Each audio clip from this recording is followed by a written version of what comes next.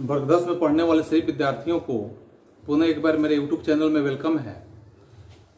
जैसे आज हम लोग देखेंगे यहाँ पाठ 4 के माध्यम से, जिसे हम यहाँ अध्याय 4 कहेंगे। इसमें भारत में राष्ट्रवाद का उदय। तो भारत में राष्ट्रवाद के उदय होने के कई स्थिति होते हैं, कई घटनाएं होती है। इन तमाम घटनाओं पे हम चर्चा करेंगे। इससे पहले आप इस बात को भली भांति समझ लें कि आपके सिर्फ वर्ग व्यवस्था के लिए नहीं, बल्कि आप किसी कंपटीशन की तैयारी में यदि भविष्य में लगने वाले हैं या कोई कंपटीशन की तैयारी कर रहे हैं, तो उसके लिए भी इसमें हर एक बिंदु बहुत ही जरूरी है। क्योंकि किसी भी कंपटीशन के क्षेत्र में इस अध्याय से एक आध क्वेश्चन निश्चित होता है, इसलिए इसके हर एक बातों को आप गहराई से अध्ययन कर लें। तो देखते हैं, इसमें कई तरह की बातें यहाँ जिक्र किया गया है, जिसमें सबसे पहले अगर हम देखते हैं कि राष्ट्रवाद के उदय के कारण क्या होते हैं, फिर हम यहाँ देखेंगे कि भारत प्रथम विश्व युद्ध के कारण और परिणाम का भारत से जो अंतर संबंध की स्थिति होता है, इस बातों पे हम विचार करेंगे। फिर हम यहाँ अगले बिंदु पे, जैसे आप देख रहे हैं, रॉलेट एक्ट के बारे में, रॉलेट एक्ट के माध्यम से भारत में एक महत्वपूर्ण ऐतिहासिक घटना आपको याद रखना होगा। फिर इसके विरोध में जो सत्याग्रह किया गया था, इस बात की चर्चा करेंगे हम यहाँ। उसके बाद जालियांवाला बाग हत्याकांड की बात करेंगे, जो रॉलेट एक्ट से संबंधित हुआ करता था। पुनः हम यहाँ देखेंगे खिलाफत आंदोलन के बारे में। तो खिलाफत आंदोलन, इसका क्या उद्देश्य था, क्या अभिप्राय था, इस पे हम आपसे विचार करेंगे। फिर यहाँ असहयोग आंदोलन की बात करेंगे आपसे। इसके अलावा सविनय अवज्ञा आंदोलन की बात समझेंगे हम लोग। फिर दांडी यात्रा की बात समझेंगे। इसके बाद नमक सत्याग्रह देखेंगे, गांधी इरविन पैक्ट के बारे में समझेंगे, किसान आंदोलन के बारे में, चंपारण सत्याग्रह आंदोलन के बारे में देखेंगे। और फिर यहाँ खेड़ा आंदोलन के बारे में देखेंगे, खेड़ा सत्याग्रह जो है, मोपला आंदोलन के बारे में देखेंगे।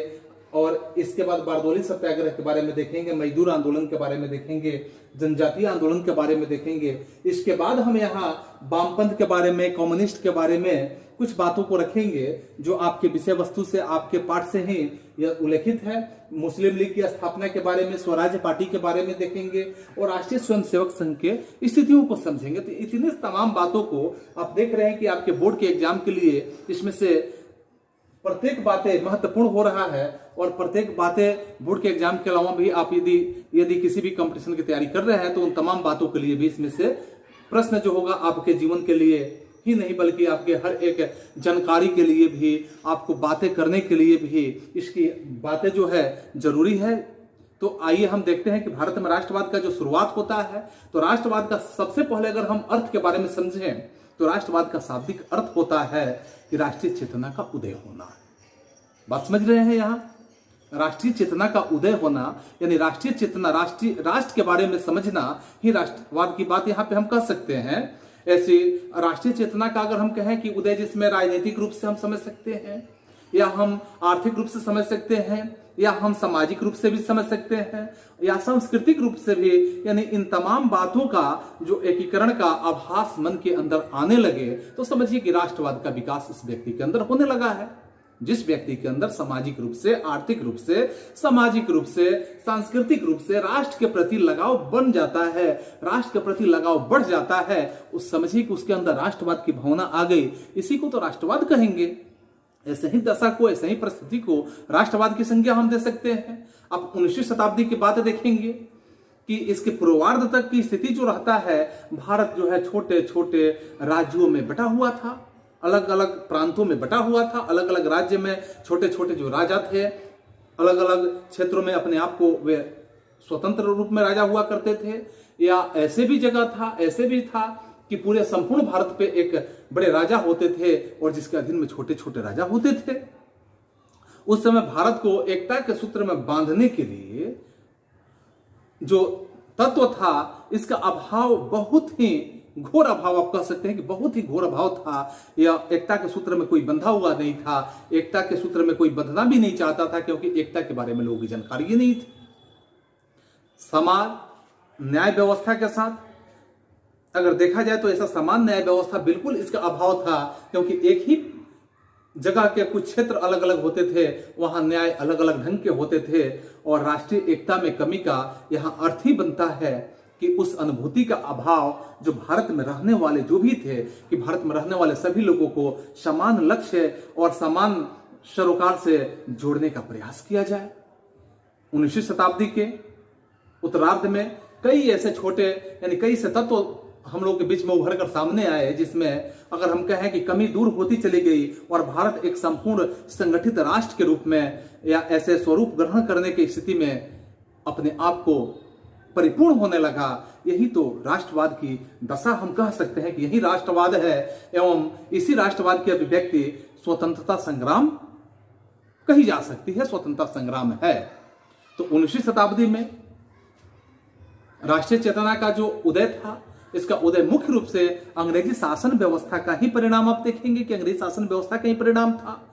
ब्रिटिश शासन ने जो परिवर्तन ब्रिटिश शासन के माध्यम से हुआ था, सामाजिक रूप से देखें या आर्थिक रूप से देखें या सामाजिक क्षेत्र के रूप में देखें, ऐसे अंग्रेजों के माध्यम से परिवर्तन किए गए थे और उसी के परिणाम स्वरूप भारतीय जनता के सभी जो वर्ग थे, इसका शोषण भी हो रहा था और शोषण पहले भी हुआ था अंग्रेजों के माध्यम से, जिससे जनता के बीच में एक तरह की असंतोष की भावना व्याप्त हो चुकी थी और ऐसे असंतोष की भावना व्याप्त हुई थी जिससे दूसरी तरफ अगर हम कहें कि अंग्रेजों ने डाक और तार व्यवस्था में, जैसे डाक की व्यवस्था, तार की व्यवस्था, रेलवे की व्यवस्था, छापखाना की व्यवस्था, ऐसे समरूप प्रशासनिक व्यवस्था आदि का विकास जब अंग्रेजों ने किया भारतवर्ष में, क्योंकि इनका विकास एक सुचारू प्रशासन हम कहें कि इसे चलाने की दृष्टि से किया गया था, फिर भी अगर हम इस पे बात करते हैं तो इन सभी ने राष्ट्रीय चेतना के उदय में महत्वपूर्ण भूमिका निभाने का काम किया था।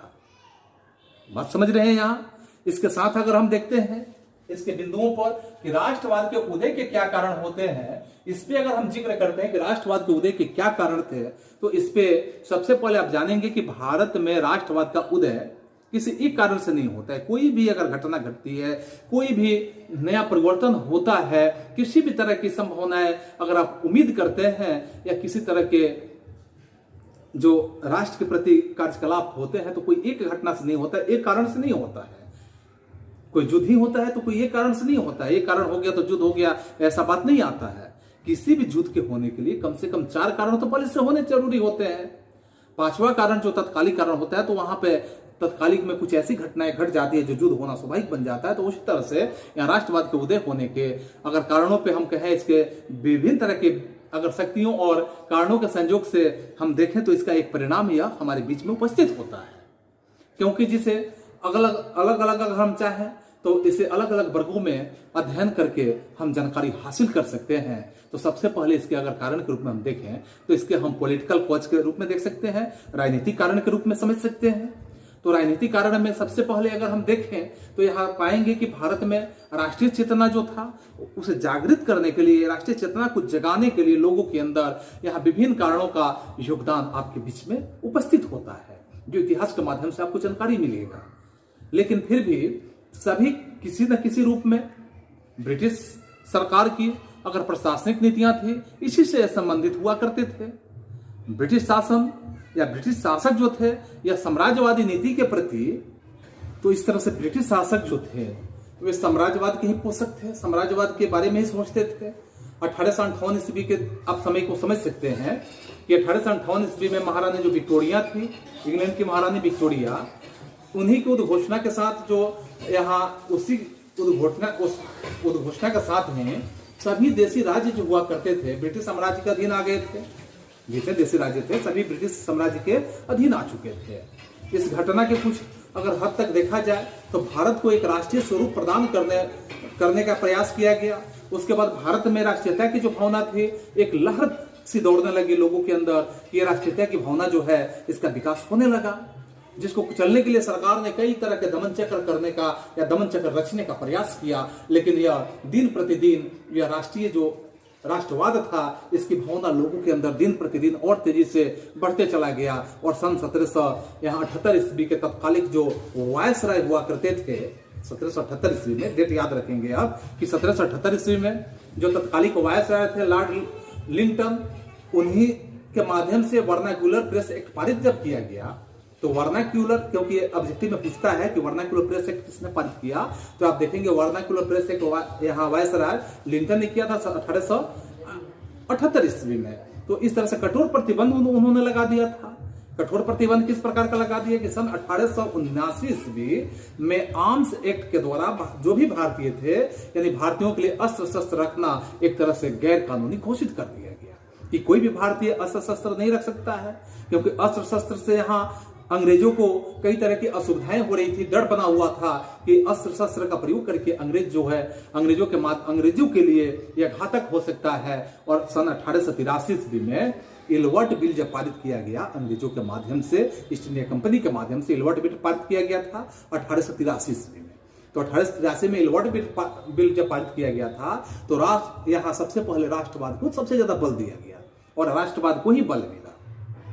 इस बिल का उद्देश्य था, इलवर्ट बिल जो था इसका मुख्य उद्देश्य था कि भारतीय और यूरोपीय जो व्यवस्था था, ऐसे व्यक्ति थे, इसके बीच में फौजदारी जो मुकदमा होंगे, ऐसे मुकदमों की सुनवाई सामान्य न्यायालय में होगा, ऐसे इसका नियम बनाया गया था कि यही सामान्य न्यायालय में ही करना था। और उस विशेषाधिकार को समाप्त यहाँ करना था जो विशेषाधिकार मिले हुए थे कि यूरोप के निवासी को अभी तक यह एक तरह का विशेष अधिकार दिया गया था कि जिसके अंतर्गत उनके मुकदमे सिर्फ यूरोपीय यहाँ जज ही सुन सकते थे, दूसरा कोई नहीं सुनेगा, सामान्य रूप से उसको नहीं सुना जाएगा। तो इस विशेषाधिकार को समाप्त करने का यहाँ प्रयास किया गया। तो आप देखेंगे कि यह एक जो था कितना महत्वपूर्ण रहा। यूरोपीय जनता ने इसका खुला विरोध किया था और यूरोपीय जनता जब इसका खुला विरोध किया तो जिसके अंतर्गत आप यहाँ पाएंगे कि उसके मुकदमे सिर्फ यूरोपीय जज जब करते थे, तो इसका जब यूरोपीय व्यक्तियों ने इसका खुला विरोध किया और सरकार को इस बिल को वापस फिर से ले लेना पड़ा, सरकार, क्योंकि यूरोप की ही सरकार थी और पुनः सरकार इस बिल को वापस ले ली। इसी तरह से 1899 ईस्वी की घटना आप समझेंगे कि 1899 ईस्वी में जो घटना होता है कि लॉर्ड कर्जन ने फिर से क्या करते हैं, कलकत्ता कॉर्पोरेशन के माध्यम से एक एक्ट पारित करते हैं जिसमें नगर पालिका के माध्यम से जो निर्वाचित सदस्य संख्या में कमी कर दिया गया और कमी और गैर जो निर्वाचित सदस्य थे इनकी संख्या में वृद्धि कर दी गई। और सन 1904 ईस्वी की एक घटना घटता है जिसमें विश्वविद्यालय अधिनियम एक्ट के द्वारा विश्वविद्यालय पर सरकारी नियंत्रण लगा दिया गया।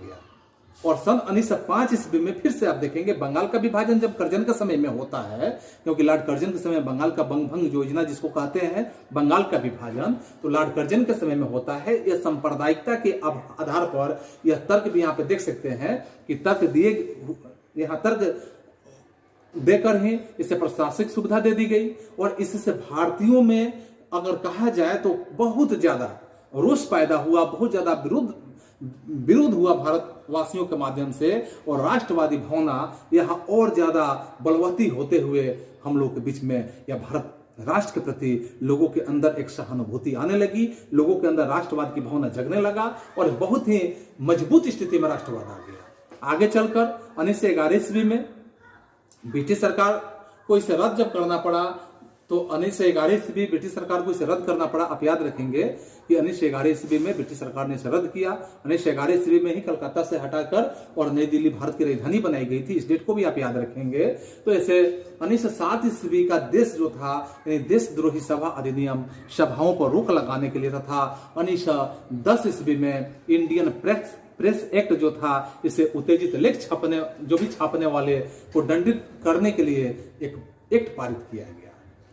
और डलहौजी जो थे, डलहौजी की संरचनात्मक व्यवस्था यानी डलहौजी की जो संरचनात्मक योजना था, इसके अंतर्गत अगर भारत की स्थिति को हम देखते हैं कि इसमें रेलवे, टेलीग्राफ लाइन और इसके बाद देखेंगे ऐसे व्यवस्थित परिवहन की व्यवस्था किस यहाँ सुविधा जब शुरू कर दी गई, तो इसके इन सब के द्वारा पूरे भारतवर्ष में यहाँ क्षेत्रों के बीच में दूरियां अब घटने लगी, क्योंकि इस माध्यम से जैसे ही सूचना का जनसंपर्क का व्यवस्था स्थापित किया गया तो दूरियां अपने आप घटने लगी।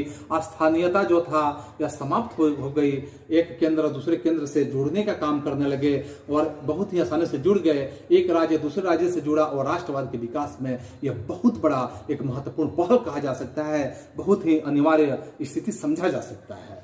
तो इस तरह से भारत में अंग्रेजी शिक्षा नीति के माध्यम से जो राष्ट्रवाद के उदय में महत्वपूर्ण भूमिका निभाने का काम किया था, इसका अगर प्रजातंत्र के रूप में हम देखें, आधुनिक प्रगति की जानकारी हम लोग के बीच में मिलती है। मानवतावाद, व्यक्तिवाद की स्थिति, यूरोपीय पुनर्जागरण की दशा को आप समझेंगे। फिर यहाँ फ्रांस की राज्य क्रांति और अमेरिकी स्वतंत्रता संग्राम की स्थिति को आप समझेंगे, इससे भी बहुत हद तक हमें जानकारियां हासिल होती है, क्योंकि लॉर्ड मॉन्टेस्क्यू का नाम आप जानते हैं। एवं जैसे इनके विचार से भारतीय जो थे बहुत ही प्रभावित हुए, और इतने प्रभावित हुए कि अब वे अपने उत्तरदायित्व और नवीन कानून से वे अवगत हो चुके थे और अपने खुद के अधिकार की बात यहाँ भारतीय करना शुरू कर लिए थे। भारतीय समझ रहे थे कि मेरा क्या अधिकार है। अब अगले बिंदुओं पर हम विचार करते हैं, तो ये तो हुआ आपका राजनीतिक कारण। फिर हम देखते हैं आर्थिक कारण के रूप में। तो भारत में आर्थिक कारण में क्या देखेंगे कि भारत जो है कि भारत में अंग्रेजों ने एक आर्थिक नीति अपनाने का काम किया, और इसके परिणाम स्वरूप भारतीय जो थे कृषि और कुटीर उद्योगों को बहुत ज्यादा चोट पहुंचा था, क्योंकि जैसे ही यहाँ पे अंग्रेजों के माध्यम से कुटीर उद्योगों पर चोट पहुंचा, तो ब्रिटिश आर्थिक नीतियों के परिणाम स्वरूप किसानों के बीच में कामगार जो थे, कामगारों के बीच में और अन्य वर्गों की स्थिति जो थी दिन पर दिन और बिगड़ती चली जा रही थी। उसका दशा और बेदशा होते चला जा रहा था। अंग्रेजों की कृषि नीति जो थी मुख्य रूप से अधिकतम भू राजस्व के साथ साथ, जैसे कहा जाए कि ज्यादा से ज्यादा लगान लेने की प्रथा अंग्रेजों की बन चुकी थी। ऐसे नियम का प्रतिपादन अंग्रेजों ने किया था। इसे एकत्रित करने के उद्देश्य से काफी प्रेरित हो चुका था।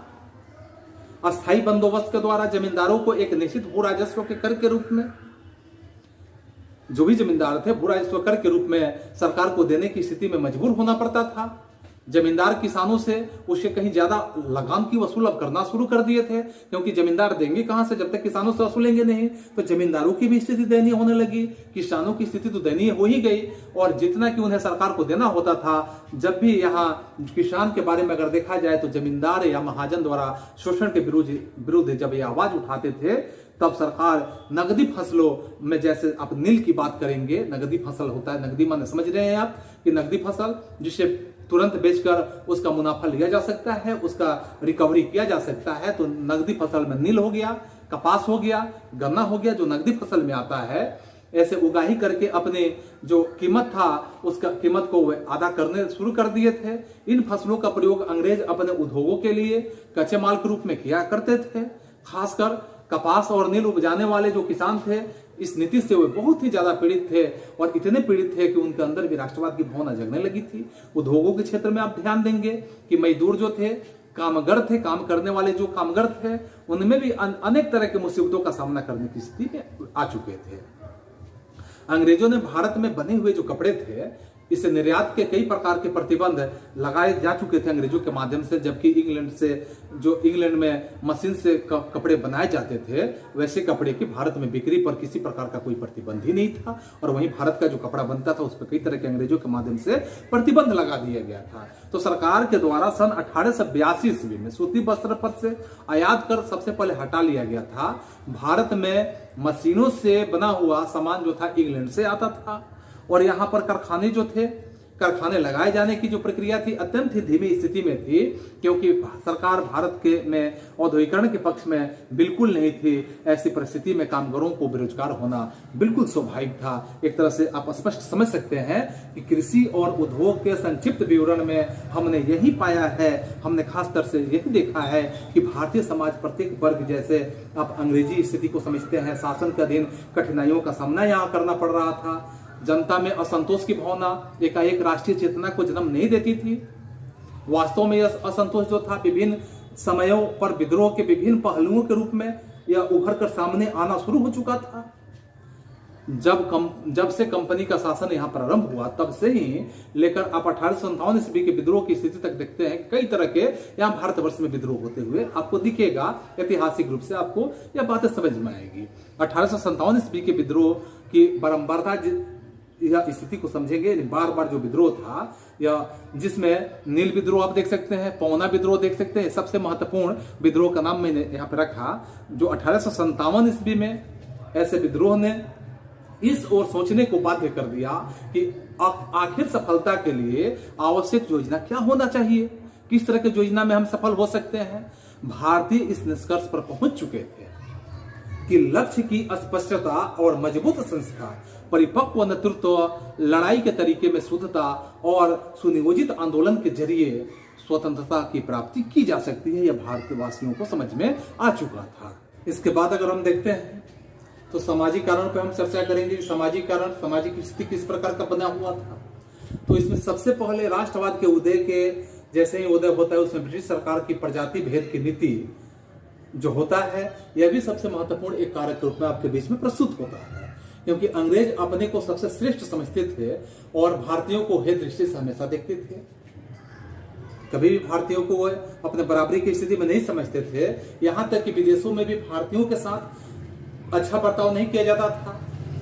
दक्षिण अफ्रीका की स्थिति में आप देखेंगे, दक्षिण अफ्रीका में भारतीयों पर कई तरह के कानूनी प्रतिबंध लगा दिए जा चुके थे और ऐसे कानूनी प्रतिबंध के माध्यम से भारत में तो अगर कहा जाए कि उनके साथ यानी भारतीयों के साथ यानी भारत में ही भारतीयों के साथ भारतीयों को रेलगाड़ी में यात्रा भी नहीं करने दिया जाता था।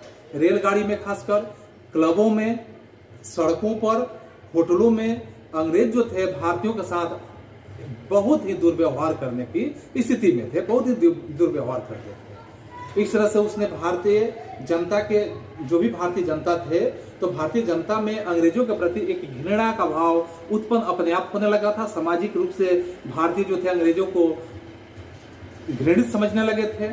सरकारी सेवाओं में अंग्रेजों की पक्षपातपूर्ण नीति जो था उसे राष्ट्रवाद की भावना को बिल्कुल प्रेरित करने का काम किया।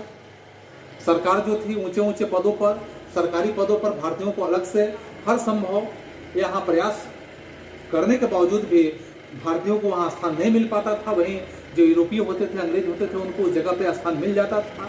शासन का भारत में ऐसे देखा जाए कि भारत का शासन भाग अधिकतम इंडियन सिविल सर्विस के अधिकारियों के हाथ में हुआ करता था।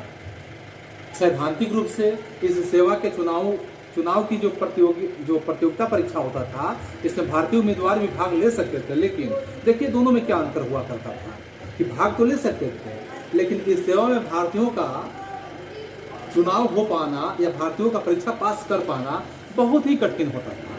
परीक्षा का आयोजन इंग्लैंड में होने के कारण अधिकतर भारतीय जो थे भारतीयों के लिए उसमें सम्मिलित होना ही बहुत मुश्किल था, क्योंकि इंग्लैंड जाएंगे तो परीक्षा देंगे, मुश्किल बात था। सब लोग इंग्लैंड जा नहीं सकते थे।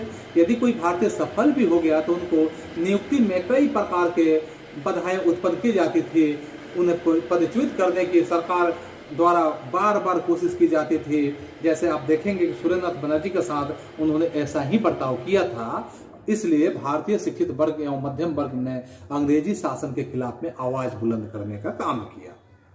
पुनः हम अगले बिंदुओं पर देखते हैं कि इसका अगला कारण क्या है। तो धार्मिक कारण पे अगर हम देखते हैं तो धार्मिक स्थितियों में आप निश्चित रूप से देखेंगे कि विश्व के किसी भी देश में राष्ट्रवाद उत्पन्न करने में धर्म सुधार आंदोलन का महत्वपूर्ण भूमिका होता है, क्योंकि धर्म सुधार आंदोलन जब होगा तो इसका सबसे महत्वपूर्ण भूमिका होता है, जिसमें 19वीं शताब्दी में अनेक महापुरुषों के माध्यम से अलग अलग महापुरुष जो थे सामाजिक और धार्मिक कुरीतियों के खिलाफ आंदोलन की शुरुआत तो इन्होंने कर दिया था। इन महापुरुषों में अगर हम नाम लेते हैं कुछ महापुरुषों का, जैसे राजा राममोहन राय का नाम देखेंगे, देवेंद्र नाथ ठाकुर का नाम आप समझ सकते हैं, फिर आप ईश्वर चंद्र विद्यासागर का नाम समझ सकते हैं, स्वामी दयानंद सरस्वती का नाम आप समझ सकते हैं, रामकृष्ण परमहंस का नाम आप याद रख सकते हैं, स्वामी विवेकानंद का नाम आप देख सकते हैं। इस तरह से बहुत और भी नाम है जो उल्लेखनीय रूप से आप देख सकते हैं। इसके अलावा विलियम जोन्स है, मैक्स मुलर है, चार्ल्स विल्किंस है आदि ऐसे यूरोपीय विद्वानों ने तो या भारतीय धर्म ग्रंथों का अंग्रेजी में अनुवाद भी कर दिया था। इससे भारतीयों के हृदय में अपने धर्म के प्रति निष्ठा की भावना और ज्यादा जागृत हो गई थी। और इसी का परिणाम आप यहाँ पाएंगे कि यहाँ इन सुधारकों ने एकता के माध्यम से, समानता के माध्यम से, फिर यहाँ स्वतंत्रता का पाठ पढ़ाकर भारतीयों के अंदर जन जीवन में कई वेदना का मंत्र जो था उसे फूंक देने में इन्होंने भी काफी प्रयास किया और फलतः एक तरह से राष्ट्रवाद का उदय हम समझ सकते हैं कि राष्ट्रवाद का उदय हुआ। जो सन 1885 ईस्वी के समय की स्थिति को समझे आप कि भारतीय राष्ट्रीय कांग्रेस का गठन राष्ट्रवाद के उदय की परिणति का ही एक परिणाम हम समझ सकते हैं, क्योंकि प्रारंभ में ही जैसे यह संगठित सिर्फ जैसे सुधारों के माध्यम से सुधारों की मांग करता रहा, लेकिन स्थिति ऐसे होता है कि 1914 ईस्वी तक अंग्रेजी सरकार की जो दमनकारी नीतियां होती है तो इस दमनकारी नीतियों ने कांग्रेस के सदस्यों को उग्र बना देने में महत्वपूर्ण रोल अदा किया। और बाल गंगाधर तिलक का नाम आप देखें, बिपिन चंद्र पाल का नाम देखें तथा लाला लाजपत राय का नाम देखें, जिसे हम लाल बाल पाल 3 नामों से जानते हैं। आपके प्रश्न में आता है लाल बाल पाल कौन है, तो बाल का मतलब बाल गंगाधर तिलक, पाल का मतलब बिपिन चंद्र पाल और लाल का लाला लाजपत राय। आप समझ सकते हैं तीनों आदमियों का नाम। ऐसे राष्ट्रीय आंदोलन की शुरुआत जब होता है तभी 1914 ईस्वी में प्रथम विश्व युद्ध का भी शुभारंभ होता है और अंग्रेज सरकार ने भारत को भी एक युद्धकारी देश घोषित कर देता है। और इस तरह से राष्ट्रवाद का शुरुआत हम समझ सकते हैं कि राष्ट्रवाद का शुरुआत का यही सब कारण मुख्य रूप से अपना महत्वपूर्ण भूमिका निभाता है। तो अगले बिंदु पर अगर हम देखते हैं कि प्रथम विश्व युद्ध के कारण और परिणाम जो है, प्रथम विश्व युद्ध के कारण और परिणाम के अंतर्गत यानी भारत से जो अंतर संबंध की स्थिति किस प्रकार से होता है, प्रथम विश्व युद्ध के कारण में या इसके परिणाम होते हैं, इसमें भारत का संबंध किस तरह से होता है, तो इसे देखने के लिए अलग अलग ढंग से हम समझ सकते हैं, अलग अलग बिंदुओं में इसे हम बांट सकते हैं। जिसमें सबसे पहले अगर बिंदु में हम बांटने का प्रयास करें तो प्रथम विश्व युद्ध का सबसे पहले संक्षिप्त परिचय के बारे में हम जानेंगे कि प्रथम विश्व युद्ध का संक्षिप्त परिचय क्या है। तो आप जानते हैं कि प्रथम विश्व युद्ध जो था विश्व इतिहास का एक सबसे महत्वपूर्ण घटना हम समझ सकते हैं कि विश्व इतिहास का इतना बड़ा महत्वपूर्ण घटना इसके पहले का कोई घटना था ही नहीं। या प्रत्यक्षता अगर हम समझें तो यूरोपीय देशों की औपनिवेशिक साम्राज्यवादी नीतियों के माध्यम से ऐसे साम्राज्यवादी प्रतिस्पर्धा के एक परिणाम को हम समझ सकते हैं कि यह साम्राज्यवादी प्रतिस्पर्धा का एक परिणाम था जो 1914 ईस्वी से शुरू होने वाले 1914 से लेकर 1918 ईस्वी तक यह युद्ध जो चलता है, तो होने वाले इस युद्ध के दो गुटों के माध्यम से, एक में अगर कहा जाए कि फ्रांस, ब्रिटेन और रूस हुआ करता था, फ्रांस, रूस और ब्रिटेन के रूप में, जिसे हम मित्र राष्ट्र कह सकते हैं। और फिर हम 1917 के बाद उसका सहयोगी बना, यहाँ एक और देश आकर सामने उसमें जुड़ गया जो अमेरिका उसका सहयोगी बन गया। और दूसरे गुट में अगर देखते हैं तो जर्मनी आप देखेंगे, ऑस्ट्रिया देखेंगे, हंगरी देखेंगे, इटली देखेंगे, इसे केंद्रीय शक्तियां के रूप में जाना जाता है। इसी बीच में 4 वर्षों तक यह युद्ध लड़ा गया था, 1914 से लेकर 1918 ईस्वी तक। इस युद्ध ने प्रत्यक्ष और अप्रत्यक्ष रूप से पूरे विश्व के राजनीतिक एवं आर्थिक स्थिति को प्रभावित करने में महत्वपूर्ण भूमिका निभाया, क्योंकि युद्ध के माध्यम से आर्थिक स्थिति जो था विश्व का ही चरमरा चुका था। और दूसरे पॉइंट में अगर हम समझें तो कारण के साथ भारत का जो अंतर संबंध होता है, इसके बारे में अगर हम जिक्र करते हैं तो प्रथम विश्व युद्ध के बारे में अगर समझें तो प्रथम विश्व युद्ध औद्योगिक क्रांति के एक परिणाम स्वरूप हम समझ सकते हैं कि उत्पन्न औपनिवेशिक व्यवस्था भारतीय सहित अगर हम इसे देखते हैं अन्य एशियाई और अफ्रीकी जो देश थे उनकी स्थापना के साथ साथ इस बात को हम समझेंगे, स्थापना और उसके सुरक्षित रखने का एक प्रयास के प्रक्रम में ही यह युद्ध लड़ा गया था।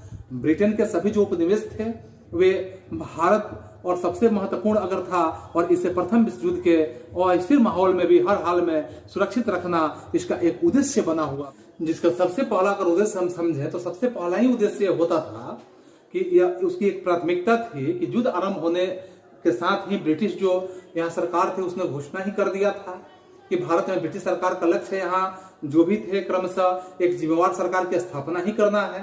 अतः 1916 ईस्वी में सरकार ने भारत में आयात जो था, आयात शुल्क लगाया ताकि भारत में कपड़ा उद्योग का भी विकास हो सके और उसका फायदा अंग्रेजों को डायरेक्ट मिल सके। अगर तीसरे बिंदु के रूप में हम देखना चाहें तो तीसरे बिंदु में देख सकते हैं कि प्रथम विश्व युद्ध के समय भारतीय जो घटनाक्रम होता है उस घटनाक्रम पे हम विचार रख सकते हैं कि प्रथम विश्व युद्ध के समय में भारत में होने वाले जो घटनाएं थी वो सभी तरह की जो घटनाएं थी भारत में एक नई आर्थिक और राजनीतिक स्थिति पैदा करने में महत्वपूर्ण भूमिका निभाने का काम किया था। राष्ट्रवाद यहाँ ज्यादा परिपक्व भी हुआ था क्योंकि इस युद्ध के होने के साथ ही तिलक और गांधी जैसे राष्ट्रवादी जो नेता थे उन्होंने ब्रिटिश सरकार के साथ यहाँ ब्रिटिश सरकार जो थी उसे युद्ध प्रयास से हर संभव सहयोग भी दिया था, क्योंकि उन्हें सरकार के स्वराज्य संबंधी आश्वासन में एक भरोसा बना हुआ था कि जो अंग्रेजों ने इन्हें आश्वासन दिया था, एक भरोसा दिया हुआ था। लेकिन युद्ध के बढ़ने के साथ ही भारतीयों का भ्रम धीरे धीरे क्या हुआ, टूट गया। रक्षा व्यय में इसका इजाफा के साथ ही भारतीयों पर यहाँ काम का बोझ और बढ़ा दिया गया और भारतीयों पर जैसे ही टैक्स का यानी कर का बोझ बढ़ा दिया गया, जिससे महंगाई की दर और ज्यादा बढ़ गई, तो भारतीयों का भ्रम तो टूटना स्वाभाविक था। तत्कालिक राष्ट्रवादी जो नेता थे उन सब ने स्वराज्य प्राप्ति के लिए दबाव बनाना अंग्रेजों पर शुरू कर दिया और सन 1915 ईस्वी से लेकर 1917 ईस्वी के बीच में एनी बेसेंट और यहाँ बाल गंगाधर तिलक ने आयरलैंड से प्रेरित होकर भारत में होम रूल लीग स्थापित करने का काम किया। युद्ध इसी काल में क्रांतिकारी आंदोलन का भी भारत के जो विदेशी धरती थे दोनों जगह पर विकास करके भारत में क्रांतिकारी संगठन के रूप में बंगाल की बात देखें, महाराष्ट्र की बात देखें, पंजाब समेत यहाँ संपूर्ण उत्तरी भारत तक यह फैल चुका था। वहीं अमेरिका और कनाडा में बसे हुए जो भारतीय थे, यानी भारतीय क्रांतिकारी ने लाला हरदयाल के प्रयास से ही 1913 ईस्वी में गदर पार्टी को स्थापित करने का काम किए और भारत में सशस्त्र क्रांति का शुभारंभ किया गया। और प्रथम विश्व युद्ध के बाद अगर देखा जाए कि उसके साथ ही 1916 ईस्वी में दो महत्वपूर्ण राजनीतिक घटनाएं यह घटित हुई। पहला घटना यह था कि यह कांग्रेस के दोनों दलों में, जैसे गरम दल और नरम दल, दोनों एक बन गए, क्योंकि ये दोनों बटे हुए थे। जो आप बंगाल विभाजन के समय में देख रहे हैं कि 1905 ईस्वी में बंग योजना हुआ था, उसमें गरम और नरम दल दोनों क्या हुए थे, बट उसी के बाद ये बढ़ चुके थे। और दूसरा आप देखेंगे कांग्रेस और मुस्लिम लीग के बीच में साझा राजनीतिक आंदोलन चलाने को लेकर एक समझौता हो गया। युद्ध काल में ही भारतीय राजनीति के रंगमंच पर एक तरह का अगर कहा जाए कि महात्मा गांधी और उनके उत्कर्ष के लिए संचालित 3 सफल जो यहाँ सत्याग्रहों, जैसे चंपारण की बात आप देखेंगे, आगे मिलेगा आपको, उसके बाद खेड़ा की बात देखेंगे, फिर अहमदाबाद की बात देखेंगे, ऐसे आंदोलन के बाद यह देखने के लिए आपको मिला। इसके बाद चौथे बिंदुओं पर अगर हम विचार करें कि प्रथम विश्व युद्ध का भारत पर क्या प्रभाव पड़ता है, तो प्रथम विश्व युद्ध यानी कि महायुद्ध जो हुआ, इस प्रथम विश्व युद्ध में 1914 से 18 के बीच में भारत की आर्थिक स्थिति यहाँ पहले तो बिगड़ी हुई थी, यानी इतनी बिगड़ी हुई थी कि कीमतें और बढ़ गई और फिर आर्थिक कठिनाइयां लोगों के बीच में बढ़ने लगी और गतिविधियां जो थी धीरे धीरे मंद होने लगी। जिस नगरों में रहने वाले जो शिक्षित भारतीय थे, ऐसे भारतीय लगातार बेरोजगार होने की स्थिति में आने लगे और महंगाई अपने चरम सीमा पर पहुंच गई, जिससे मजदूरों के बीच में, यहाँ दस्तकारों और किसानों के बीच में, और सबसे ज्यादा अगर कहा जाए कि यहाँ उन्हीं लोगों को प्रभावित करने का काम किया। युद्ध के दौरान इंग्लैंड की अर्थव्यवस्था जो थी वो भी एक संकट के घेरे में घिर चुका था। भारत में होने वाला अगर उनका हम कहें कि आयात भी रुक चुका था और साथ साथ यहाँ स्थिति ऐसे हुआ था कि जिसके कारण भारतीय उद्योग धंधे जो पहले फले फूले थे, भारतीय उद्योगपतियों का एक वर्ग जो था इस परिस्थिति से उदित हुआ, जिसे लेकिन अगर हम कहें कि जैसे ही युद्ध समाप्त होता है स्थितियां और ज्यादा बदल जाती है और इतना बदल जाती है कि पुनः भारत में विदेशी पूंजी का प्रभाव बढ़ना शुरू हो जाता है। भारतीय उद्योगपति हैं, सरकार से वो चाहते थे कि विदेशी वस्तुओं के आयात पर सरकार भारी शुल्क लगाने का काम करे। इससे फायदा क्या होगा भारतीय व्यापारियों को कि घरेलू उद्योग बढ़ेगा, लेकिन ऐसा नहीं होता है। और जैसे ही ऐसा नहीं होता है तो इस परिस्थिति में उन्होंने ऐसा महसूस किया कि एक मजबूत राष्ट्रीय आंदोलन द्वारा दबाव बनाकर ही यह प्राप्त किया जा सकता है। तो इस तरह से प्रथम विश्व युद्ध ने भारत सहित अगर देखा जाए कि पूरे एशिया और अफ्रीका के राष्ट्रवादी भावना था उसको प्रबल बनाने में महत्वपूर्ण भूमिका निभाया। युद्ध के समय मित्र राष्ट्र जो थे उसने दुनिया के सभी राष्ट्रों के लिए जनतंत्र तथा राष्ट्रीय आत्मनिर्माण की एक नया युग आरंभ करने का वचन भी दे डाला था। और लेकिन युद्ध के बाद उन्होंने अपना उपनिवेश जैसे ही खत्म कर लिए तो खत्म करने के बजाय उस पर और कठोर नियंत्रण स्थापित करने का भी प्रयास किए। इस तरह से भारत में इसका उदाहरण है, जैसे आप रॉलेट एक्ट का यहाँ जानकारी लेंगे, आगे मिलेगा आपको। 1919 ईस्वी में रॉलेट एक्ट पारित होता है जिसमें भारतीय यानी किसी भारतीय को बिना अदालत में मुकदमा चलाए जेल में बंद कर दिया जा सकता था। इसी कानून के विरोध में तो 13 अप्रैल 1919 ईस्वी को एक प्रसिद्ध जालियांवाला बाग हत्याकांड जो आप देखेंगे, आगे इसका चर्चा आपको मिलेगा। अभी पूरे पंजाब में मार्शल लॉ लगा दिया गया और जिससे लोगों पर पाशविक अत्याचार ला दिया गया। तो इस मार्शल लॉ के माध्यम से लोगों पर एक तरह से कहा जाए कि पाशविक अत्याचार लाने का काम किया गया। महायुद्ध के बाद भारत में राष्ट्रवाद की जो भावना थी इसकी लहर और ज्यादा उठने लगी। उससे प्रभावित होकर भारत में ब्रिटिश सरकार ने यहाँ शासन में जो भी सुधार था इसे सुधार करने का आश्वासन दे डाला। लेकिन जॉनी सने से मॉन्टेस्क्यू चेम्सफोर्ड अधिनियम के माध्यम से यह योजना है, या ऐसे कह सकते हैं कि भारत सरकार अधिनियम के नाम से जाना गया। इस प्रस्ताव में प्रांतीय विधायी परिषद था, इसका आकार और बढ़ा दिया गया और परिणाम यह होता है कि निश्चित जब यह बढ़ाकर निश्चित किया गया तो इसमें अधिकांश सदस्य चुनकर आए और केंद्र में दोनों सदनों, जिसे लेजिस्लेटिव असेंबली हम कह सकते हैं, निचले सदन लेजिस्लेटिव असेंबली जिसे हम निचले सदन कहेंगे और काउंसिल ऑफ स्टेट्स कहेंगे जिसे उच्च सदन कहेंगे। जैसे आप आज के समय में आप देखते हैं कि आप जैसे भारतीय जो कानून विधान है उसमें भी उच्च सदन और निम्न सदन होते हैं। राज्यसभा जो होता है उच्च सदन में होता है और लोकसभा जो होता है निम्न सदन में होता है। तो इसी तरह से है कि ऐसी संख्या बढ़ा दी गई, मगर भारतीय राष्ट्रवादी इन मामूली छूटों से बहुत आगे बढ़ चुके थे। और स्वराज्य का या राजनीति की बात किया जाए कि राजनीति की छाया मात्र से संतुष्ट होने वाले बिल्कुल नहीं थे।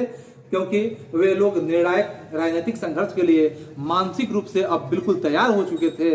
वे चाहते थे कि राष्ट्रवाद की भावना के माध्यम से अपने कार्यों को स्वतंत्र रूप से करने का काम किया जाए। विचार करते हैं रॉलेट एक्ट के विरोध में सत्याग्रह किस प्रकार से होता है। तो रॉलेट एक्ट के विरोध में सत्याग्रह की अगर हम बात करते हैं तो इसमें देखेंगे कि बढ़ती हुई जो क्रांतिकारी घटनाएं थी भारत में, इस ऐसे असंतोष को दबाने के लिए लॉर्ड चेम्सफोर्ड ने न्यायाधीश सिडनी जैसे रॉलेट की अध्यक्षता में एक समिति की नियुक्ति कर दिया। समिति ने जो भी क्रांतिकारी थे भारत के, ऐसे क्रांतिकारी गतिविधियों को रोकने के लिए निरोधात्मक और दंडात्मक दोनों प्रकार के विशेष विधेयक का एक सुझाव दे दिया।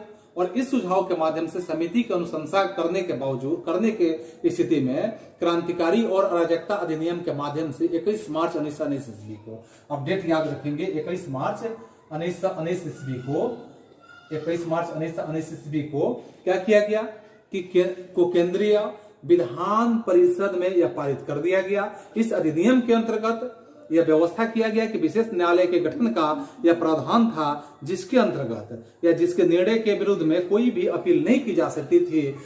किसी भी व्यक्ति को अगर अमान्य साक्ष्य और बिना वारंट के गिरफ्तार किया जा सकता था।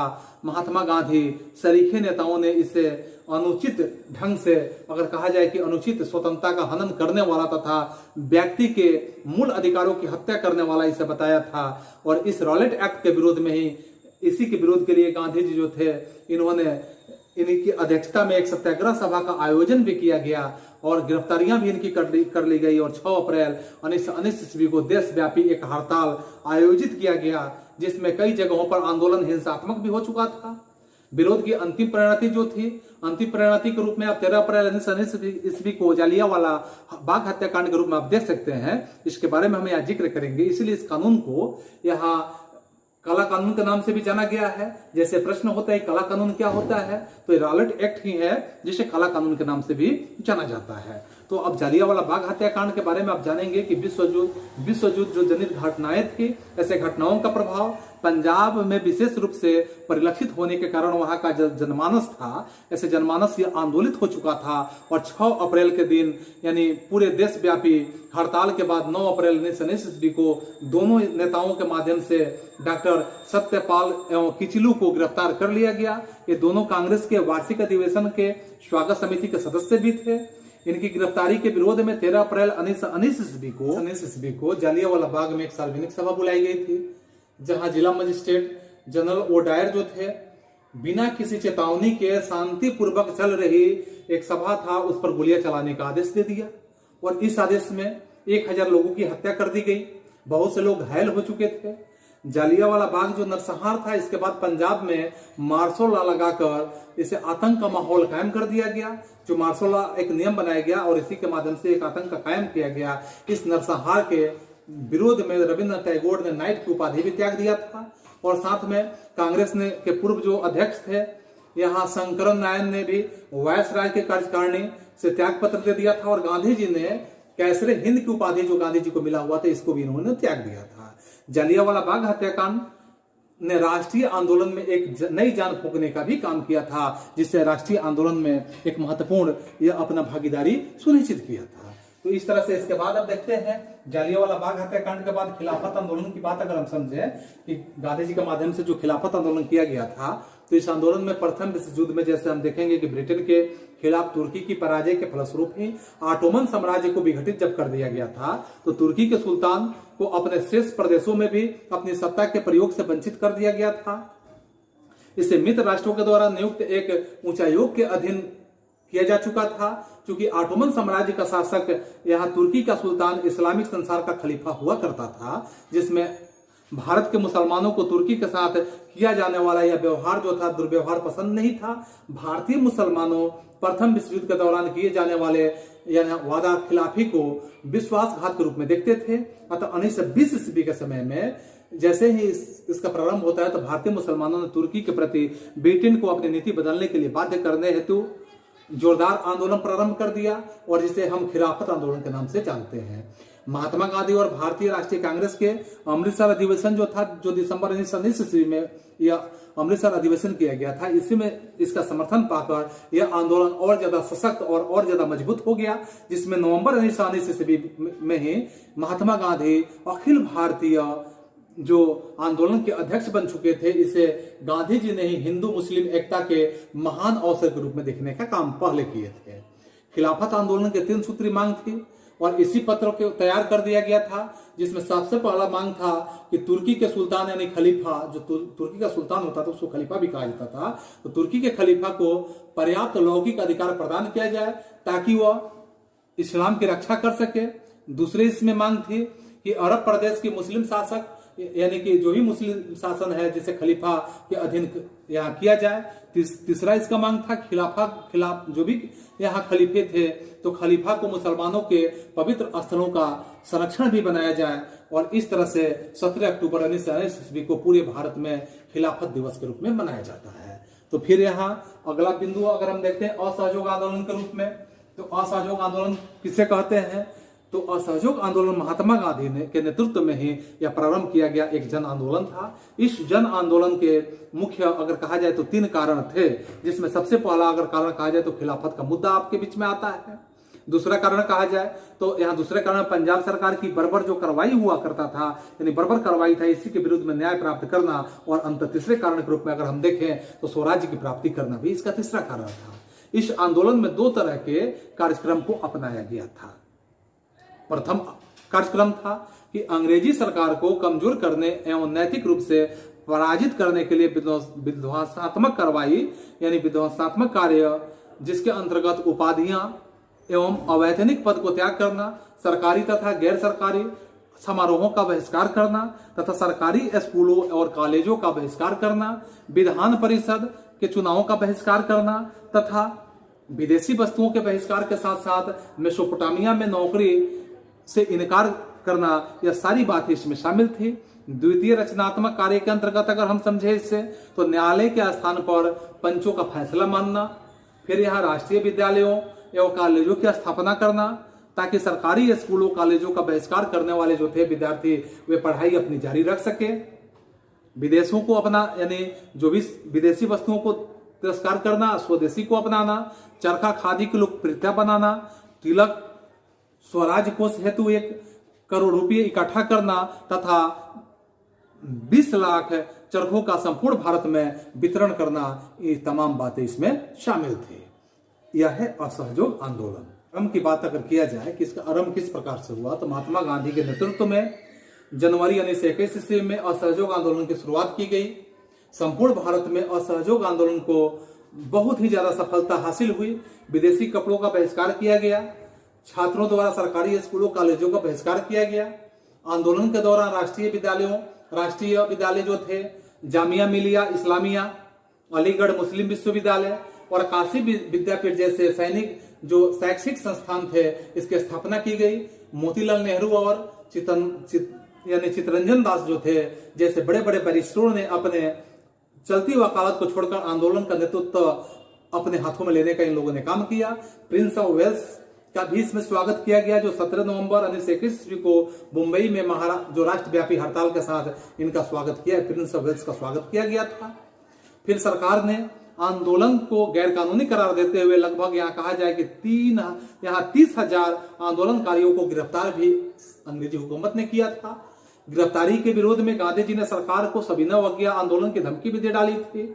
लेकिन इसी बीच में स्थिति ऐसा आता है कि उत्तर प्रदेश के गोरखपुर जिले में चौरी चौरा नामक एक स्थान है, जो आज देखेंगे कि आज के समय में वहां चौरी चौरा एक स्टेशन भी है, जो गोरखपुर के ठीक पहले का स्टेशन इधर से जाने में पड़ता है, बिहार से जाने में यानी सिवान से जाने में आपका चौरी चौरा पड़ता है, उसके बाद गोरखपुर पड़ता है। तो इसी तरह से राजनीतिक जुलूस पर पुलिस द्वारा फायरिंग के विरोध में भीड़ ने यहाँ थाना पर हमला करके 5 जनवरी 1922 ईस्वी को 22 पुलिसकर्मियों की जान वहां पे ले लिया। गांधी जी समझ गए कि जनता अभी व्यापक सविनय अवज्ञा आंदोलन के लिए तैयार नहीं है, इसलिए 12 फरवरी 1922 ईस्वी को गांधी जी ने एक निर्णय लिया और निर्णय के अनुसार आंदोलन को स्थगित कर दिया। गांधी जी को ब्रिटिश सरकार द्वारा मार्च 1922 ईस्वी में गिरफ्तार करके 6 वर्ष के लिए कारावास में भेज कर इन्हें कारावास की सजा दे दी गई। अगर उस समय आंदोलन रुकता नहीं तो शायद देश में स्थिति कुछ और हो गई होती, कुछ भी नहीं कहा जा सकता है। और असहयोग आंदोलन में के अचानक स्थगित हो जाने और गांधी जी की गिरफ्तारी के कारण खिलाफत के मुद्दे थे उसका भी अंत हो गया। हिंदू मुस्लिम एकता वहां भंग हो गई तथा पूरे भारत में सांप्रदायिकता का बोलबाला सामने आ गया। नहीं स्वराज्य की प्राप्ति हुई और नहीं पंजाब के जो यहाँ अन्याय हुए थे उसका निवारण ही हो पाया। लेकिन इन असफलताओं के बावजूद इस आंदोलन ने खासकर महान उपलब्धि हासिल की और कांग्रेस एवं गांधी के जो संपूर्ण भारतीय जनता का विश्वास जागृत हुआ। पूरे देश की बात अगर कहा जाए कि पहली बार एक साथ आंदोलन करने के लिए अग्रसित हुए थे। पूरे देश को एक सूत्र में पिरोने वाली भाषा के रूप में हिंदी को मान्यता मिली और चरखे और करघा को भी यहाँ पे बढ़ावा सबसे ज्यादा मिला। अब हम देखते हैं अगले बिंदुओं पर, अगले इसके हिस्से पर सविनय अवज्ञा आंदोलन क्या है इसके बारे में हम चर्चा करते हैं। सविनय अवज्ञा आंदोलन के बारे में तो सबसे पहले सविनय अवज्ञा आंदोलन में देखेंगे ब्रिटिश औपनिवेशिक जो सत्ता थी इसी के खिलाफ गांधी जी के नेतृत्व में 1930 ईस्वी यानी 1930 ईस्वी को आप देख सकते हैं डेट बहुत महत्वपूर्ण, 1930 ईस्वी को शुरू किया गया। सविनय अवज्ञा आंदोलन जो था दूसरा ऐसा एक जन आंदोलन था जिसका सामाजिक आधार अगर देखा जाए तो बहुत ज्यादा विस्तृत रूप में था। असहयोग आंदोलन की जैसे समाप्ति हुआ इसके बाद भारतीय राष्ट्रीय आंदोलन में एक शून्यता की स्थिति उत्पन्न हो चुकी थी, यानी एक दूसरा आंदोलन कोई नहीं था। लेकिन इसी बीच कुछ ऐसे घटनाक्रम हम देखेंगे कि एक उस घटनाक्रम का पुनरावृत्त होता है और ऐसे पुनरावृत्त होने के साथ साथ जिसने मृतप्राय राष्ट्रवाद को एक नया जीवन प्रदान करने का काम किया। सविनय अवज्ञा आंदोलन के कारण को निम्नलिखित शीर्षकों के अंतर्गत हम समझ सकते हैं जो अलग अलग हिस्सों में हम बांट सकते हैं। सबसे पहले अगर हम समझे तो यहाँ साइमन कमीशन की बात समझ सकते हैं। सविनय अवज्ञा आंदोलन में साइमन कमीशन का महत्वपूर्ण रोल किस प्रकार का था। तो 1919 ईस्वी में जो एक्ट पारित किया गया था इसे पारित करते समय ब्रिटिश सरकार ने यह घोषणा कर दिया था कि 10 वर्षों के बाद पुनः इन सुधारों की समीक्षा की जाएगी। लेकिन समय के पूर्व ही नवंबर 1927 में ब्रिटिश सरकार ने क्या किया कि इंडियन सेक्रेटरी कमीशन का गठन कर दिया जिसने आमतौर पर साइमन कमीशन हम कह सकते हैं यह एक तरह का आयोग 7 सदस्यीय आयोग था। 7 सदस्य इसके यानी 7 मेंबर इसके थे जिसके सभी सदस्य जो थे वो अंग्रेज ही थे, यहाँ भारतीय कोई नहीं था। सर जॉन साइमन को इसका अध्यक्ष बना दिया गया। इस कमीशन के माध्यम से इसका उद्देश्य था संवैधानिक सुधार के प्रश्न पर विचार कर लेना। लेकिन भारत में साइमन कमीशन के विरुद्ध अगर कहा जाए कि त्वरित तथा तीव्र प्रतिक्रिया पूरे जगह पे देखने के लिए मिला है, क्योंकि विरोध का मुख्य कारण कमीशन में एक भी भारतीयों का नहीं होना सबसे खतरनाक स्थिति था। यह विरोध होने का कारण था, यानी भारत के स्वशासन के संबंध में निर्णय जो था विदेशियों के द्वारा यहाँ किया जाना था। और 3 फरवरी 1928 ईस्वी को मुंबई पहुंचने पर साइमन कमीशन का स्वागत किया गया, लेकिन वह भी स्वागत काले झंडे से किया गया। जो आप जानते हैं काला झंडा किसका प्रतीक होता है, तो विरोध का प्रतीक होता है। यानी किसी का अगर विरोध करना है तो काले झंडे से स्वागत करने का मतलब विरोध का प्रतीक होता है। तो यही यहाँ काले झंडे से उसका स्वागत किया गया। हड़ताल और प्रदर्शन शुरू कर दिए गए। प्रदर्शनकारियों ने साइमन वापस जाओ यानी साइमन गो बैक के नारे लगाना शुरू कर दिए। साइमन गो बैक ऐसे नारा क्रांतिकारियों के माध्यम से लगाया गया। इस तरह से साइमन कमीशन जो था इसके विरोधी आंदोलन ने तत्कालिक रूप से एक व्यापक राजनीतिक संघर्ष को जन्म देने का काम किया। अब एक बार फिर से देश संघर्ष के लिए अपना कमर कस चुका था, अब इसे रोकना बहुत ही मुश्किल था। तो अगले बिंदु पर देखेंगे इसका।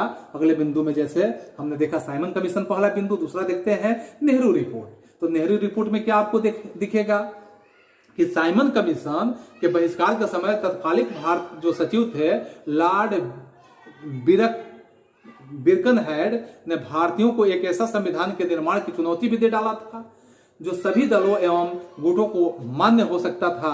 यानी भारत सचिव की चुनौती का जवाब देने के लिए कांग्रेस ने फरवरी 1928 ईस्वी में ही दिल्ली में एक सर्वदलीय सम्मेलन का आयोजन किया। इस सम्मेलन में मोतीलाल नेहरू को अध्यक्ष बनाए जाने का काम किया गया। इस समिति ने ब्रिटिश सरकार के से डोमिनियल स्टेट की दर्जा देने की मांग कर दी, जिसके कांग्रेस का एक वर्ग जो था इससे बिल्कुल असहमत था, क्योंकि नेहरू रिपोर्ट जो था यह स्वीकृत नहीं हो सका। लेकिन इसने अनेक तरह के महत्वपूर्ण निर्णय को जन्म देने का भी काम किया।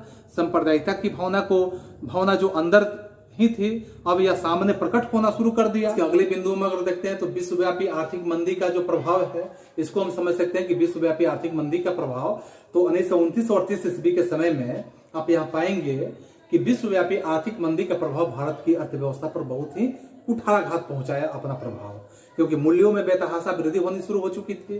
भारत का निर्यात कम हो चुका था, लेकिन अंग्रेजों ने भारत से धन को संचय करने के लिए धन का निष्कासन यहाँ बंद नहीं किया था।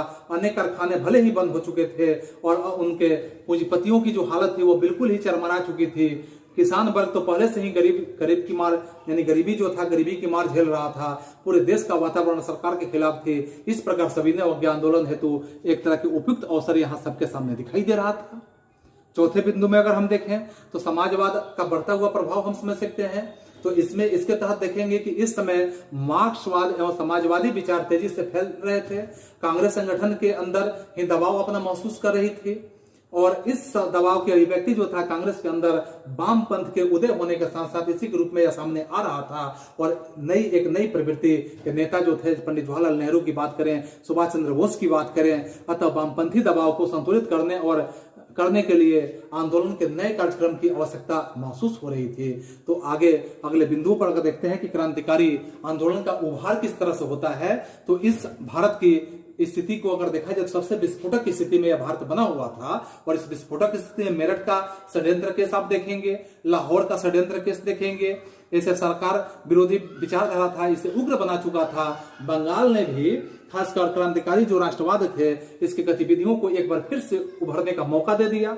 और अप्रैल 1930 ईस्वी के समय में यह स्थिति बनता है आपके बीच में कि चटगांव में सरकारी जो यहाँ शस्त्रागार पर क्रांतिकारियों ने क्या किया कि यहाँ योजनाबद्ध ढंग से छापा मारना शुरू कर दिया। और जिसके नेतृत्व में अगर हम समझें तो नेतृत्व में सूर्य सेन इसका नेतृत्व करता थे, वही नेतृत्व करते। और इनका उपनाम अगर हम देखें तो मास्टर दा इनका उपनाम हुआ करता था, यानी कि सूर्य सेन का उपनाम मास्टर दा के नाम से आप जान सकते हैं। अगले छठे बिंदु पर अगर हम देखते हैं कि पूर्ण स्वराज्य की मांग यहाँ सामने आ गई। तो पूर्ण स्वराज्य की मांग यानी दिसंबर 1929 ईस्वी में आपके बीच में क्या होता है कि कांग्रेस का वार्षिक अधिवेशन लाहौर में जवाहरलाल नेहरू के नेतृत्व में जब किया जाता है, इन्हीं की अध्यक्षता में किया जाता है, तो 31 दिसंबर 1929 ईस्वी की यह घटना घटती है कि मध्य रात्रि को नदी के तट पर जो रावी नदी था, उस रावी नदी के तट पर यहाँ नेहरू ने तिरंगा झंडा फहराने का काम किए। और स्वतंत्रता के लिए अगर कहा जाए कि स्वतंत्रता की घोषणा का इन्होंने प्रस्ताव भी वहां पर रख दिया था और इस प्रस्ताव को उन्होंने पढ़कर सुनाया था। यानी 26 जनवरी 1930 ईस्वी को पूर्ण स्वतंत्रता दिवस के रूप में यहाँ मनाए जाने की घोषणा यहाँ किया गया।